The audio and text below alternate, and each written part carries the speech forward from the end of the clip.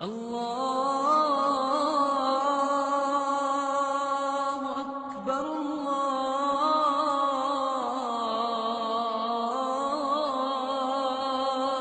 اکبر۔ میرے بھائیو، ہم اپنے مقام کو سمجھیں۔ اللہ نے اس امت کو اونچا مقام دیا ہے۔ اللہ نے اس امت کو کمانے کے لیے نہیں، بازار سجانے کے لیے نہیں بھیجا، یہ ہماری ضرورت کی چیزیں ہیں۔ اللہ تعالیٰ نے ہمیں پوری دنیا میں اسلام کو زندہ کرنے کے لیے بھیجا ہے۔ آج ہماری کم قسمتی ہے، 70 سال کی عمر گزر گئی، ایک دفعہ بھی دنیا میں دین کے زندہ کرنے کا نہ فکر پیدا ہوا، نہ اس کے مٹنے کا غم پیدا ہوا۔ 50 سال عمر گزر گئی، 80 سال عمر گزر گئی، 60 سال عمر گزر گئی، کبھی بھول کے خیال نہیں آتا کہ آج ساری دنیا میں میرے نبی کا دین مٹا پڑا ہے، میں اس سے پہلے کیوں نہ مٹ گیا، میں اس کو زندہ کرنے کے لیے میں کیا کر رہا ہوں۔ ساری دنیا کے انسانوں کا درد لے کر، غم لے کر، تڑن لے کر ہم پھرتے ان کے پیچھے مارے مارے۔ میرے بھائیو، یہ ہمارا امتیازی نشان تھا، ہم نے اس کو صدیوں ہوئی بھلا دیا، چھوڑ دیا۔ اللہ تعالیٰ نے اس امت کو جو اونچا بنایا، وہ بنایا ہی اس لیے تھا کہ یہ ساری دنیا میں اللہ کے پیغام کو پہنچانے کے لیے آئے تھے۔ آیت اتری، من جاء بالحسنہ فلہ عشر امثالہ، اے میرے نبی، آپ کی امت میں جو ایک نیکی کرے گا اس کو 10 دوں گا۔ یہ پہلی امتوں کو نہیں تھا، پہلی امتوں کو ایک پہ ایک ہی نیکی ملتی تھی، یہ ہمیں ہے 1 پہ 10۔ تو آپ تو قربان جائیں، آپ نے کہا یا اللہ زد امتی، تھوڑا میری امت کو اور زیادہ عطا کر دے، 10 تھوڑا ہے۔ اللہ تعالیٰ نے دوسری آیت اتاری، من ذا الذی یقرض اللہ قرضا حسنا فیضاعف له اضعافا کثیرا، مجھے قرضہ کون دے کہ اس کو کئی گنا کر دوں، 10 سے بڑھا دیا۔ کیا ٹھیک ہے کہ یا اللہ زد امتی، میری امت کو تھوڑا اور زیادہ کر دے۔ پھر اللہ تعالیٰ نے تیسری آیت اتاری، کمثل حبۃ انبتت 7 سنابل فی کل سنبلۃ 100 حبۃ، جو ایک نیکی کرے گا اس کو 700 کر کے دے دوں گا۔ اب ٹھیک ہے کہ نہیں اللہ میری امت کو اور زیادہ عطا فرما۔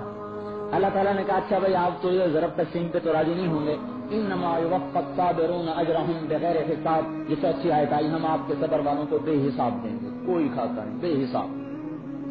ہاں اعلان ہوگا صبر والے آ جاؤ بھائی، صبر والے آ جاؤ، ایک جماعت کھڑی ہوگی، اللہ کو تو پتا صبر والے ان کو جنت میں بھیجنا ہے، تو ان کو کہ جاؤ جنت میں، ادھر فرشتوں کو کہ روکو ان کو، تاکہ لوگوں کو پتہ چلے کہ ان کی عزت کیوں ہے۔ وہ فرشتہ کہہ رہے ہیں بھائی کہاں جا رہے ہو، کہ ہم جنت میں جا رہے ہیں۔ اگر حساب تو دیتے جاؤ، کہ ہمارا کوئی حساب نہیں۔ تو کون ہو تم؟ کہا ہم صبر والے ہیں۔ کہ کیا صبر کرتے تھے تم؟ کہا ہم اللہ کی نافرمانی سے بچتے تھے اور اس پر اپنے آپ کو روکے رکھتے تھے۔ صبر روکنے کو کہتے ہیں۔ ایک آدمی سچ بول رہا ہے اور اس کی ضرورتیں قربان ہو رہی ہیں، ایک آدمی جھوٹ بول رہا ہے اور اس کی خواہشات بھی پوری ہو رہی ہیں، یہ دونوں برابر تو نہیں ہو سکتے۔ ایک آدمی حلال کما رہا ہے، اس کے پاس بچوں کی دوائی کا پیسہ بھی نہیں، اور ایک آدمی حرام کما رہا ہے اور اپنے علاج کے لیے امریکہ جا رہا ہے، یہ دونوں اللہ کی نظر میں برابر تو نہیں۔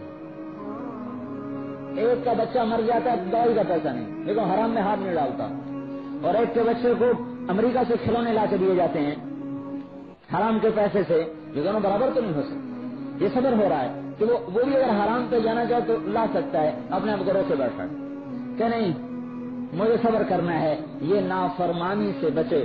صبرنا انفسنا عن معصیت اللہ، ہم نے اللہ کو اپنے آپ کو اللہ کی نافرمانی سے بچائے رکھا، یہ صبر ہے۔ صبرنا علی طاعت اللہ، ہم اللہ کی فرمان برداری پر جمے رہے، نفس و شیطان کے غلام نہ بنے۔ صبرنا علی البلاء، اللہ نے مصیبت بھیجی، ہم نے جزا سزا نہ کی، ہم نے شور نہ مچایا، خاموشی سے اللہ کی آزمائش کو سہ کے چلے گئے۔ ایک اور حدیث سنو، اللہ تعالیٰ فرماتے ہیں جب میں اپنے کسی بندے کو بیمار کر دوں پھر اس کو صحت نہ دوں، اسی بیماری میں اسے اپنے پاس بلا لوں، تو قیامت کے دن مجھے شرم آتی کہ اس کا حساب دوں۔ میں کہتا ہوں دنیا میں اس کو اتنے دکھ دیے، اب حساب کا دکھ نہیں دیتا، جا میرا بندہ موج کر میں لے کر چلا جا جنت میں، تیرا کوئی حساب نہیں، دنیا میں تیرا رگڑا کافی تھا۔